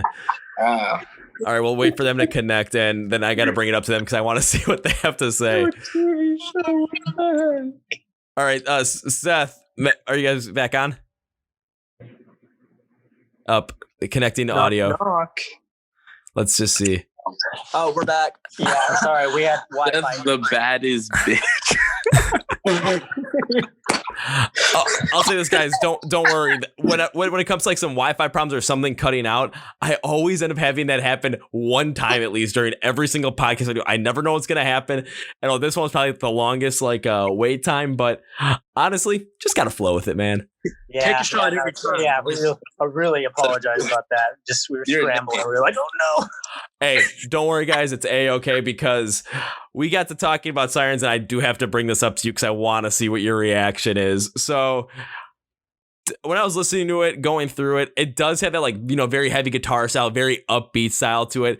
And you can definitely hear like the 2000s rock inspiration on it. And if I was trying to come up with a connection on it, it was like a Stroke song from the early 2000s. That's what I was kind of like thinking about it. Like the way it flowed, the energy behind it, it kind of had that feel to it. Nice. That's really cool, actually. Yeah, we've I've never really listened, or I haven't listened to the Strokes all that much, but you're not the first person to say that. Like, that's unknown influence. Like the Strokes are such a legendary band. I'll say what I'm about to say next might be the first time you hear this, and because Chandler heard this, Jaylon heard this, but now you guys are. So think about like the year 2005, because that was like when especially because like iPods, that's when they were really like the biggest part of the mainstream. And I always remember the iTunes commercials that they had with like the plain backgrounds and like the black silhouetted people just dancing and the kind of music they'd always put in there. I was like, honestly, you could take Sirens, put it into one of those commercials and it would fit in seamlessly. Then the idea dawned on me, if you make a music video for this, literally turn it into like an old iTunes commercial where it's just a plain background of a color and a change, like you can get like change frames and it can change colors, but you guys performing, do whatever you do, it's just a black silhouette of each of you guys. Holy shit, That would honestly be so cool. I love that. Stay tuned, Sirens music video. I'm actually, I'm gonna connect with you about that because that's hell yeah. That's a really great idea. I'm so glad I wrote that down in my notes for the song because I'm like, Copyright that's what that idea. You owe me now. I'll put it this way. I'll put it this way. You can't copyright that. Yes, screw that. You guys want to use that idea? Go fucking use that idea. Well, we'll talk about it. But no, that's Apple will. So Yeah, but the thing is you could always just you could use parody law to help you out with that. It's like, oh, it's a video, but it's not, what they did. It's we're, doing our own thing with it kind of thing. Yeah. Just this is an apple. This is orange. Well, because I don't think they own the rights to like that whole. They own the rights to the commercials, but I don't think they own the rights. Like if you made something of it, because think about it, like look at Weird Al Yankovic. He makes parodies of songs that are blatant ripoffs, but he gets away with it because it's a parody thing. Yeah, it's some kind of copyright law. I took a course on this recently. It's just I don't remember specifically what it's called, but I guess because you're not actually using the master recordings of like the real song, because like his parody of Smells Like Teen Spirit, like his band recorded that and like sang everything. He just he used the satire from it. Yeah, he used the inspiration from it, like kind of like what the intellectual property would be, but he never used the master recording on it. Whereas like when I do my Song of the Day features, like for the 30-second preview I use on all my social media platforms, and then the whole entire song I put on the Alexa skill, like I need to have licensing because I'm using the master recording it, or I'm kind of chunking up and using bits and pieces of it, because if I don't have it, then I could potentially get sued. But I have licensing for it and I pay the royalties properly, so yeah. Yep, that's got you. Always make sure you do that first. Okay, yeah, that was like a 4-month process just to make sure I had everything set up correctly. That it was a little bit of a pain, but you know what? It was worth it. It was definitely worth it. It's weird. It's like it's a pain, but also it's like not hard at the same time. But it is. It's I don't know how to describe it. It's not hard to go through the process, but it's a pain to get everything set up. Yeah, because it's the time that it takes. Uh-huh. And the legal semantics, but it's like everything, like because every company I called that I needed licensing from, like it was pretty like I needed help, and they were pretty much straightforward with me every step of the way, except for maybe like one where it was a little vague, but it was just me I was a complete greenhorn on that one, so I was like making sure everything was right and ready to go. So when it comes to potentially, if you'd have a problem with that, I don't think you would, because a lot of bands have done something like where they have music videos that might be very similar, like a movie or a commercial or something like that. But you know what? I mean, they still come out in it. There's like, I'm trying to think like an anti-bully video kind of thing. Like when a Day to Remember did All Signs Point to Lauderdale. Like, I mean, literally it's like, I feel like that was a high school movie somewhere down the line, but yeah, it works. So yeah, no, it's the concept of the thing. Yeah. Exactly. It's you're using the concept, but you're not using their property. Their product. Yeah. Their property. Yeah. Mm-hmm. That's a good way to think about it. Yeah. Very, very good. On it, Apple. In an important way. Yeah. And then at the end of the video, instead of having the Apple logo, you can have your logo. Bing, bang, boom. Done. Yeah. The Great Falls logo with a little core at the top. Honestly, that might work out perfectly. And a little chunk bitten out of it. But when with the chunk bitten out of it, make sure the teeth marks are in there. Yes. Oh. Yes. Weird sharp teeth marks too. Like, whoa, what the hell is that? Yeah. That's incredible. We got to use that. I mean, like, I'm saying it, just go for it, because I just think it's a great idea. So go for it, guys. I'm all in for you guys using that idea. Thanks, man. Yeah. No, that's actually. okay, we're really gonna roll with that one. And yeah, no, I promise I'll message you about it. We'll get it down. Something like that. It's gotta be fucking awesome. Oh, You could hell be yeah. credited as like co-executive producer of the project. Oh my God. Now that would be awesome. So what was your contribution? He Kind of came up with it. It's like, did you come up? It's like, and it's like, well, I saw this entire thing. and all of a sudden, it's like, I am the brains. Yes, and if people look, it's like, really, did you come up with the idea? I have it recorded, man. We have the initial concept, the idea coming to life right here. I have text evidence, MLA citations. I don't even have text evidence. I've got video evidence.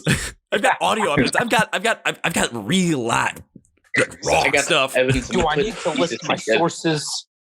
We got a lot. Wikipedia is not one of it. Yeah. Already, so jumping back into Sirens, because again, at the point where we're shooting this, it's only been out for about, I would say, a day and a half at this point. So from the people that have listened to it also, that have reached out to you about it, what has the reception been for this song? Very positive. It's been really positive. Yeah. In fact, like it's really kind of not overwhelming, but it's cool to see that just people really genuinely enjoy it. And we've gotten a couple of people say like, I really like this. Like, I'm not just saying that.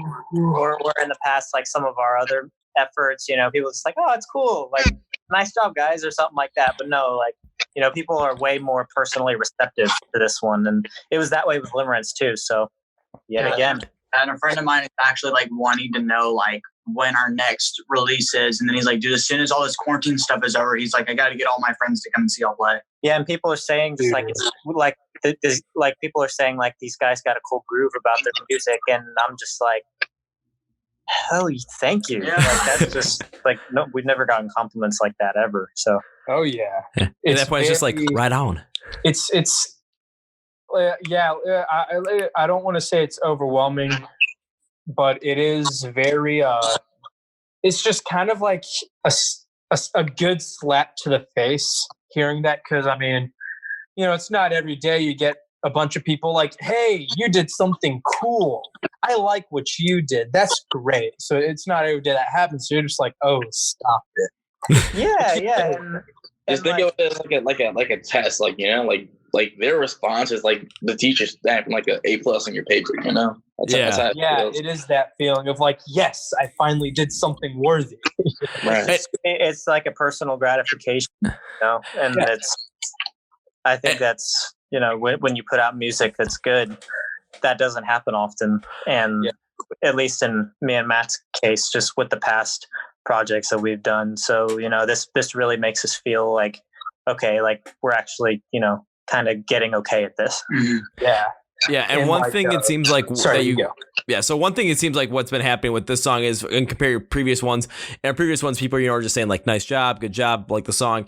But on this one, it seems like they're personalizing the messages a little bit more to you when they're saying that they like the song, and they're really going a little bit deeper into saying why they like the song, what they like about it, the way it's like the feel of it, how it, the groove, like, it's got the certain groove to it that I really like, and it's just being a little bit more analytical on it. So that's where I would say the positive outlook on it, the nice job, you're doing well, it has a lot more meaning to it because people are saying what they like about it even more.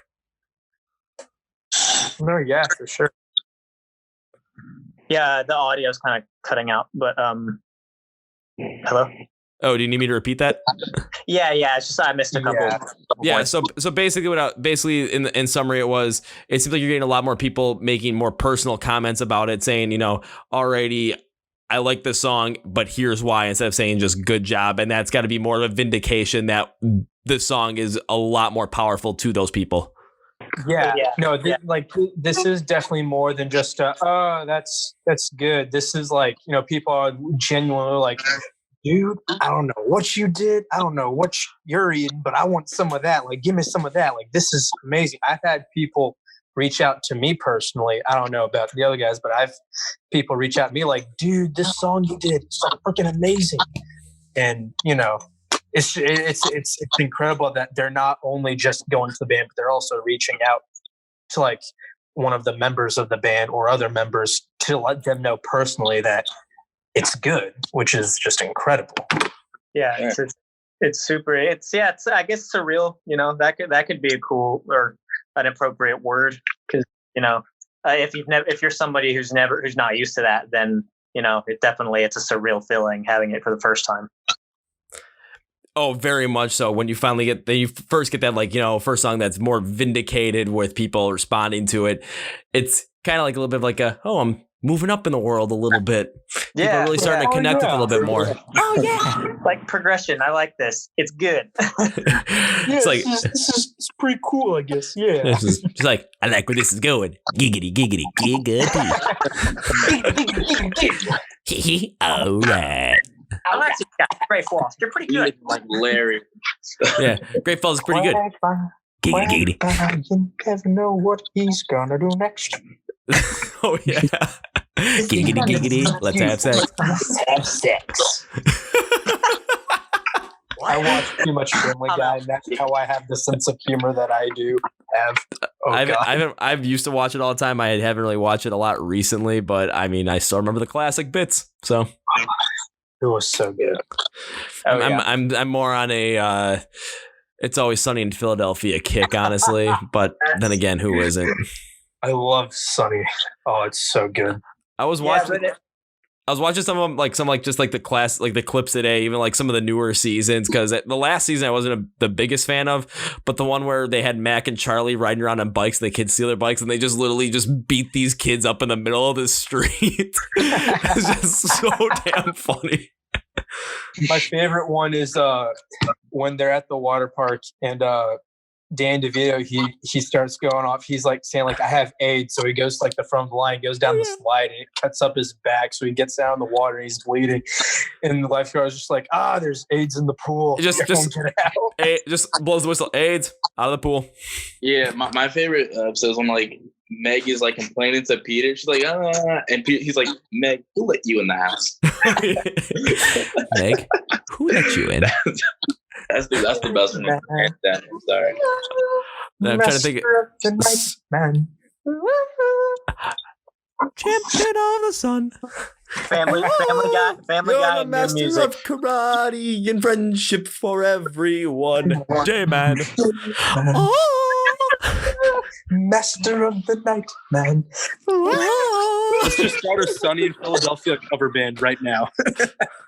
Oh God! I mean, all of a sudden, they're just the other songs, like the one that Charlie created for the bar, and all of a sudden gets like super duper high, sniffing paint. Just starts like, and that's why you go fuck yourself. Just starts spitting on the high class people. All of a sudden, the gang's like, wait, is that the sign? Yes, sign. Start spitting, and they just start spitting at everybody to get them out of the bar.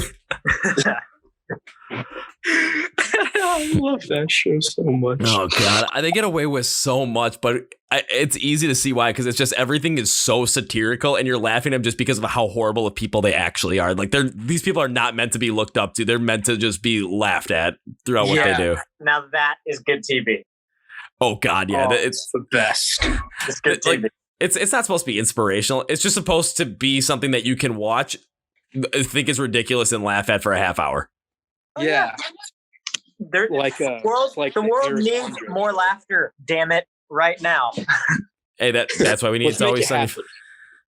Well, I mean, we'll take a look at this podcast. I mean, we've had some moments, especially with, imagine it's like a baby taking its first step and falling flat in its face. That is what we need in the world. well, we need comedy of that nature. We don't need a baby just like falling flat in its face. Guys, I think we need to quit music. We're on to something bigger here. Oh God! Don't quit music. I like Sirens, guys. Keep rolling with it. So, oh man. So one other thing I do want to touch on is, especially with now that we're in the midst of the coronavirus thing, and we are going to get out of this eventually. I mean, it's humanity. We're fucking resilient as shit, and we're gonna end up kicking this thing's ass. So the point is gonna come where you guys can go back to playing live shows.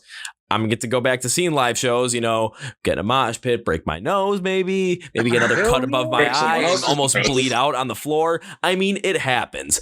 But where I'm trying to go with this is I want to know, what is the plan for Gray Falls when that time comes where you guys can finally go back to playing live shows and the world comes back to some sense of normalcy? That's a good question. Seth, Matt, Jaylon, y'all got an answer? Asking the burning questions. Or at least try and release an EP and build a following around that and play out as much as we can. But right now, what's probably most important to that as far as, because you got to get out there and you got to play shows as soon as the stuff is over, because I guarantee you it's going to be an adjustment period coming out of this, going back into how we used to go about setting up shows and getting everything organized. So right now, while everything is still going down, make it a point to stay connected with the venues. Like that's what we need to do, just so that, number one, we're on the radar. And this goes for anybody who's trying to get back into the scene after all this pandemic stuff. Just, stay on their radar, stay in touch with them, let them know that you're thinking about them. Cause we love so many venues. We love playing at so many venues here. Like there's so many venues in Houston that just have the homely feeling that we just love coming back to them simply because the community and the playing vibe is so great. So, and we want to come back to that. So yeah, just we're going to making a point to keep talking to these venues so that whenever all this does clear up, we can just jump back in there and just keep playing shows and then bring whoever wants to play along with us. Yeah, because honestly, people they're not gonna know what to do when this is over. They're gonna need stuff to go do. So they're gonna do that. They were inside all day. Now they all of a sudden got a lot of freedom. So putting on shows and promoting it shouldn't be that hard. I was trying to get a crowd. That's exactly what I would have said. Because I'm still waiting for those live shows to come back. Because I think I've had 3 or 4 already that should have happened already, but of course got postponed or canceled. I've got more that are being postponed and canceled, and it's just I'm getting antsy and want to go to these shows because I just love basically running around checking people in a mosh pit, just having a good time. It's an adrenaline rush, and it's just something that I like, especially with the harder sounds as well. Like with bands, like when I went to go see Ice Nine Kills and I see Motionless in White, when I saw Falling in Reverse. Let's see some other bands that I went absolutely ape crazy in the mosh pit. Devil Wears Prada.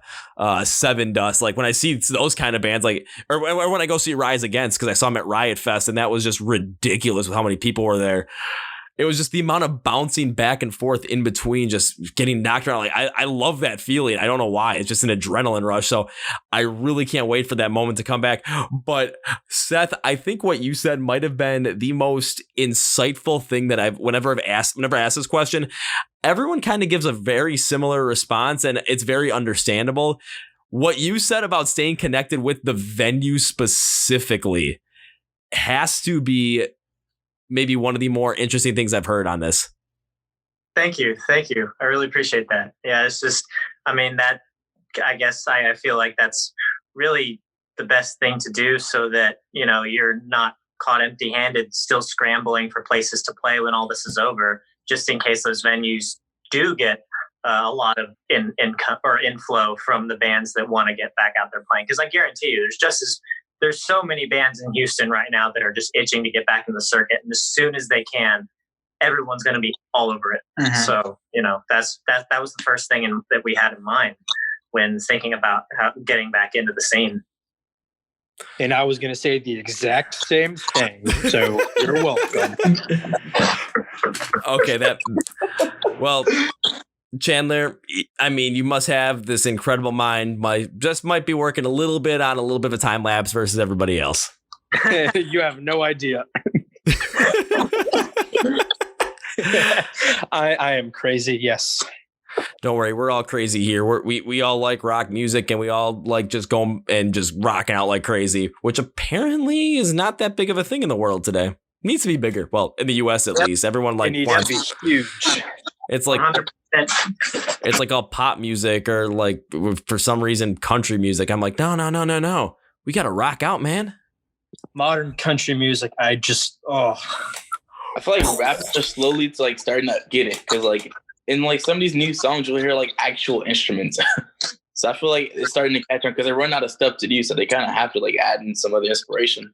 Well, I mean, I think that's kind of a callback to like old school rap, because I mean, if you go to 90s, I love 90s rap. I think it's great because, well, one thing I really admire about 90s rap is that they're not out there boasting for the sake of like, I'm better than you. I got more money. I got all these hoes on these stacks and stuff. You know, they're preaching these experiences, these true stories, and they're not meant to be like, hell yeah. They're like, oh shit, this dude has seen some stuff, and he's like a pretty hard dude, and he's finally made it to a place of success after facing so many hardships. And there was actual musical instrumentation involved with those songs, which I think is incredible, versus nowadays where someone will make a generic beat, maybe a generic bass line, and they'll just mumble the same words over and over again. It's just not entertaining. Not the same. Not the same. And one thing that I've kind of will add on to that is with a lot more like, especially like the rap that a lot of my friends would listen to, it's all about like get how many girls you get, going in the club, party, and all being rich and whatnot. It's a lot of fluff. It's like especially when it comes to the lyrical content, it's all fluff and it's not really deep, especially. But when you listen to stuff like rock and metal, you get to really get in deep with some of this stuff. And I'm trying to think of like some good examples. I'll use Motionless in White as an example. On their most previous release, Disguise, their song Another Life just takes it in a whole different style, and it's just deep, especially with Chris the whole entire time talking about how through his time in Motionless in White and writing music, he's had relationships with many different people that he's really cared for and loved, especially with women, but because of what he's doing, they just don't work out, and he still loves these, like he still has feelings for these people, and he's saying maybe in another life we would have been together, but not right now because I'm doing this instead. So it's kind of like a love letter to what could have been. Yeah. And I love when artists look to their own lives for inspiration, because I mean, music really is an incredible outlet for whatever's going on in your mind and in your heart. And ultimately, I think that's what makes the best song, when the artist when the artist is literally being themselves and speaking of themselves. I think that's what makes the best songs. Oh yeah, and I'll even throw another example in with you with Killswitch Engage with their song "The Signal Fire" off of their most recent album, because it was all about how Killswitch Engage, how they originally had Jesse Leach and then they had Howard Jones, and how Howard was able to carry that torch, and then all of a sudden Howard had to leave and Jesse came back, and just the camaraderie they had there, that they always have this kind of. They always have that camaraderie together. And then the fact of the matter was, if you look on YouTube, when you search up the song "The Signal Fire" and you watch the video, it just says Killswitch Engage on there, and it has Howard Jones featured on there, but it's like, he's not. And then I looked at the reason why they didn't put featuring Howard Jones there. It's like, well, he's part of Killswitch, so it's not like this is actually full Killswitch right here. And I'm like, now that's what I'm fucking talking about. Let's go. Yeah, and that's. I'll say that. Yeah, no, you can go, Jaylon. My bad. Oh no, you get that. No, I completely actually forgot where I was going to go with that. I was just saying, like, the one question a lot of like rock like the fans ask is like, why is rap so popular? They don't understand, why like why it's so popular. And I kind of made this connection. Like, if you think about it, teenagers, they are attracted to trouble, right? They're attracted to the drugs, so the concept of getting in trouble.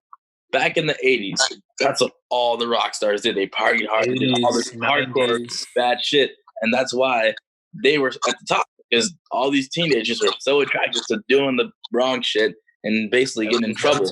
Everybody wants. That's the same reason rap is so popular. It's the same. It's not about the music anymore, to be honest. It's that rebellious streak that you feel whenever you do maybe partake in some of those things that you listen to in the music, and it makes it it gives you something else to identify with. People may agree or not agree that it's good or bad, but it is what it is. And if that's what the music is saying, then I guarantee you people are going to follow that. And especially someone as prolific as like the biggest rappers and even the biggest rock stars back in the day, like you were saying, Jaylon. Yeah. Yeah, and like with someone like myself, like in high school, where it was like, especially as a teenager, it was people were always listening, you know, whatever, like rap or pop or whatever was going on there, because, you know, that's what was being listened to. But for me, if I was trying to go more rebellious, I mean, I was all going punk rock on that one. Oh, but yeah, then that was my take on. But I mean, Jaylon, I absolutely love that take, because what rap music is doing is it's penetrating culture. So every aspect that they, especially teenagers, that they see as the cool thing that they want to go listen to or be a part of, rap music has penetrated that aspect. So it's where it is. And if you look at back in, like, you know, I'm going to use the early 2000s, like late 90s, early 2000s example, when pop punk was huge and like Blink-182 was huge, it was because that was still kind of late 90s, early 2000s, and like he's like that skateboard kind of style. Skate punk was real big, and you constantly hear stuff like this on like Tony Hawk's Pro Skater games, because I mean those soundtracks were fucking legendary. They were the best. Yes. Yeah. So it really did just absolutely work out in that aspect. And then, like, I love what you're talking about with the 80s, whereas Motley Crue is the perfect example of a band that just partied like rock stars, and it's just so rebellious. And how many people that are in like their 40s and 50s right now that really grew up during that time, or teenagers or 20s in the 80s, just absolutely love Motley Crue. Oh yeah. Yeah. No, completely. It's, you know, it's a generational thing. Just, you know, it depends on what each generation has as an outlet for those things, you know, and now it's rap. Back then, Motley Crue and hair metal. Like how the Beatles were considered like risque and rebellious back in the 60s by the older generations. But, you know, all the young people back then, they were crazy for them because, you know, there was nothing else like that. Yeah, and if you take a look at like rock and metal today, where it's not necessarily as prominent as that, just because, like, especially with the content and the way that people, like, especially the stars of the genres are being portrayed, they're not doing like, they know, that rock star, that dangerous kind of thing. However, where there is some sort of, I would say, where there's some sort of danger still in there is especially at the live shows once those pits get going. You get a circle pit, you get a mosh pit, walls of death. I mean, come on, like, especially when I'm in those, the amount of people that are like, you know, teenagers or like late teens, early 20s that are in there just going off is insane. And I absolutely love it. Even though, I mean, now it feels weird. Like, I'm kind of on the older end of that, even though I'm only 25. I still absolutely love doing it. Oh, yeah. Walls of death are scary. Circle pit. Those are the best. Craziest circle pit I've seen was when I went to go see A Day to Remember. They called for a circle pit around the sound booth. Oh my God. That was ridiculous. Sound engineers were probably flipping shit. I was thinking about joining, but then I realized that somehow at that point when I was gonna go backwards, I didn't want to go backwards because I was like right up on the rail. I'm like, yeah, fuck that. Yeah, I'm right up on the rail. I'm sitting right here. I went to see this deathcore band. I think they're called Shadow of Intent. Yeah. And it's in a smaller venue, and everyone's getting ready to do like a circle pit mosh. But there's this one dude who's just straight up not attacking people, but he is like edging people to just hurt him. Like, he is pulling people into the crowd. He is doing things. And I didn't want to get into the pit because I'm a small guy and I don't want to die. But this dude comes over and like curb stops the hell out of my shin. Oh. I'm like, that hurt. That hurt a lot. So, you know, like pits and stuff are fun and all, but it's scary. Like, I'm scared I could actually die in one of those. I've seen people try and go like all crowd killer and whatnot. I've seen people just start bleeding the pits and just not stop, and people trying to force them out. But what I've seen, like, especially around where I am in Milwaukee, like in the upper Midwest area, is if you're gonna mosh, you're gonna be good about it, everyone's gonna have a fun time. Of course, you fall down. The rule is you pick them right back up. I've seen that happen. I've taken hits where I've started bleeding, and I like the guy that ended up like, because I fell down, I was getting picked up, and the guy went head-to-head contact with me as he was falling down. So this huge cut above my eye. And he's like, I'm so sorry. I'm like, and I literally was like, because he thought I was mad at him, I literally said, get me the fuck out of here, because I just didn't want to bleed over everybody. I want to see how bad this cut was. About 20 minutes later, in between after the burial set and Motionless in White set, I came back with like paper towel or toilet paper like stuck against my eye and a piece of a flannel shirt like tied around so I looked like a fucking pirate. And the guy saw me, he's like, oh dude, I'm so sorry. I'm like, what are you sorry for? It was a fucking accident and I'm totally okay. And they asked me if I was gonna get back in the pit. I'm like, no, I'm bleeding. I'll be on the edge though, but I'm not getting back in. Yeah. You just don't want to bleed all over everyone. Yeah. Come No, I in. agree. But my arm is like dislocated. You coming back in? One of the craziest ones I've seen was this You're was coming back. I'm on my way. well, there's been times where I've been in I've been in shows where it's just been so packed that like trying to just even get a pick going just with how many people are pushing forward at the same time is really, really hard. But it was one where it was we were outside, it was Riot Fest, and people were starting to pass out left and right. And of course, if you're passed out, you're trying to get security over there. But with the amount of people that we had at this Rise Against show, there was no way in hell anyone was getting through there. So we're like, how the fuck do we get these people out there? We got a couple of us got the idea of, what if we just crowd surf them? They're going to go to the front. The amount of passed out people that were being crowd surfed to the front was ridiculous. And then all of a sudden, after the first song that was playing when we did this, because the band saw it, Tim McGrath even called. He was like, "Hey, if you see someone passed out and security can't get them, please keep passing them forward." And we're just like, yeah. Oh yeah. Oh, and one question that I had, I guess, before we wrap all that up is like, what is there like a time limit on how far we go on this? Not really. Whenever we feel like ending is when we feel like ending, and I mean, there's always a time I kind of feel like when the conversation's kind of coming down a little bit, and it's just like, you know what? If it's starting to come down, I'm starting to feel it come down, we'll just kind of flow with it and we'll end it right then and there. I honestly think it just makes for just like a perfect end of the conversation. Just like, yeah. It's just because I wasn't sure on how you did the like time limits and all that, or just like how long each podcast was.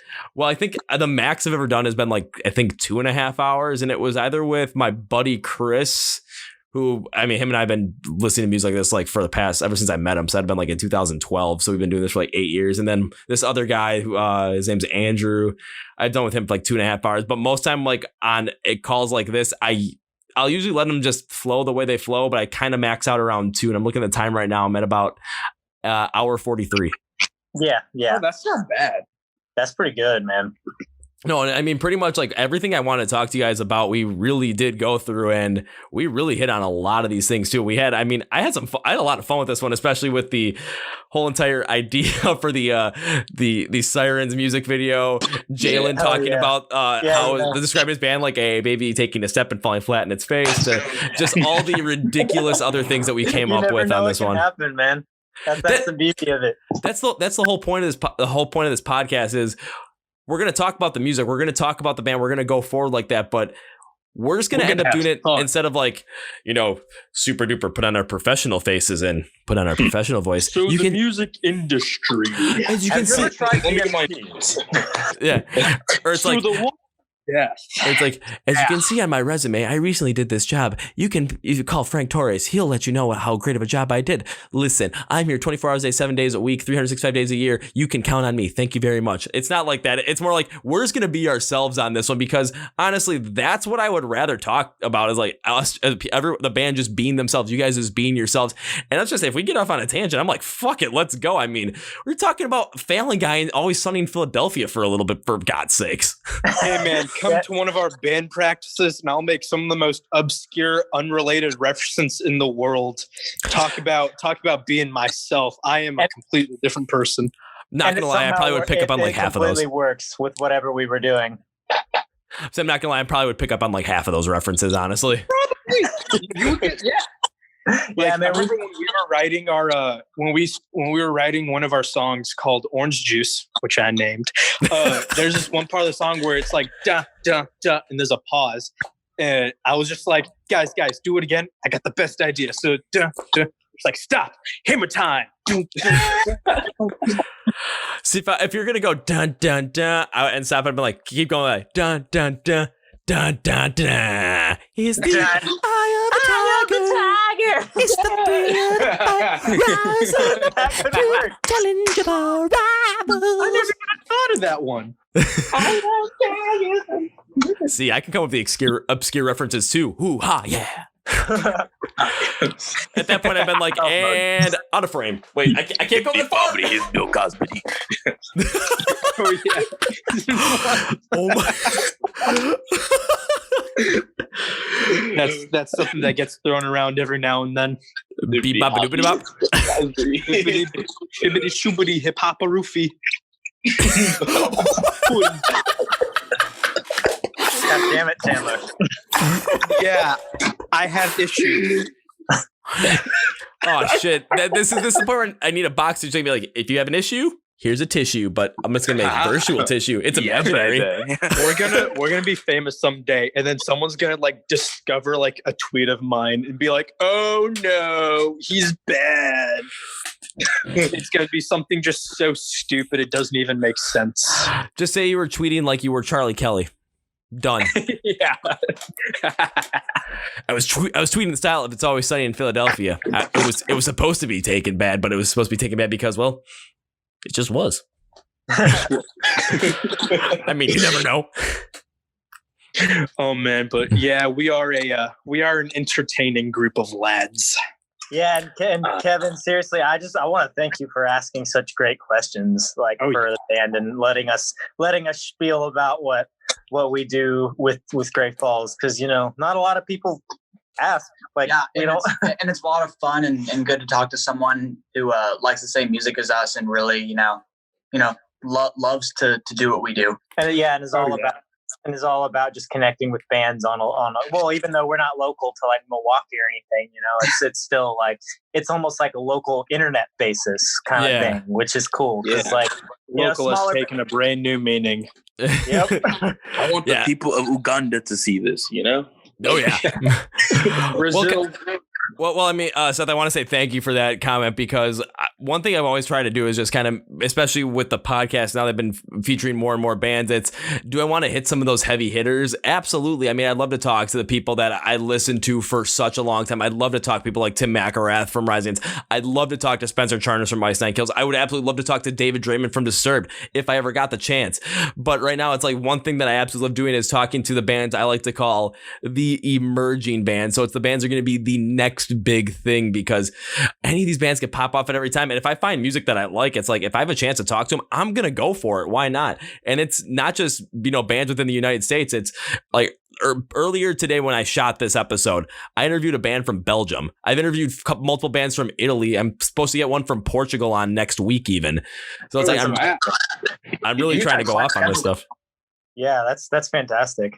Yeah, and one thing I always want to do is I like, especially when it comes to like differentiating myself from other podcasts or other people that talk about music, I want to get more in depth with certain things, but I also don't want to limit the fun that we can have and just kind of talk about whatever the hell we feel like. Oh, damn, that's actually badass, man. That's badass. Yeah. Woo! That's a little bit of a vindication right there. Keep it up, man. Keep that shit up. Keep the ball rolling. And you guys keep going as well, especially after the release of Sirens and working on that new EP that will hopefully drop sometime soon, because I want this coronavirus thing to be fucking over. Again, all of us want it to be over. So I think we're all on the same page on that one. Yeah, like we shall meet again in podcast 2, Electric Boogaloo. You know what? I'm gonna say what Chandler just said. That's a little joke between us. Honestly, we can definitely do podcast 2 Electric Boogaloo. It'd be like Charlie McDennis 2 Electric Boogaloo. Hell yeah.